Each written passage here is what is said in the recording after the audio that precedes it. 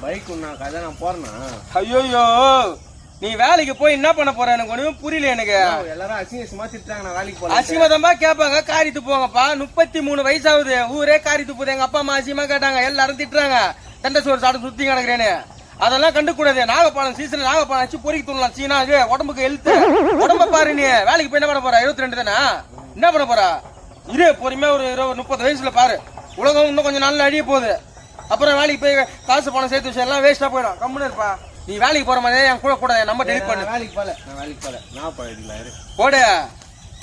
திடீர்னு வந்து எவனோ உனக்கு வேலை ஆசை காட்டி விடுறாங்க. செருப்பு பிஞ்சு போடும். ஆனா என் ஃப்ரெண்ட்ஸுங்க தானே, அவனுக்கு எல்லாருமே வேலைக்கு போறானுங்கண்ணா. நான் மட்டும் தானே அவங்க கூடயே சுத்திங்கிறேன். ஃப்ரெண்ட்ஸுங்கண்ணா அப்படிதான் சொல்லுவாங்க.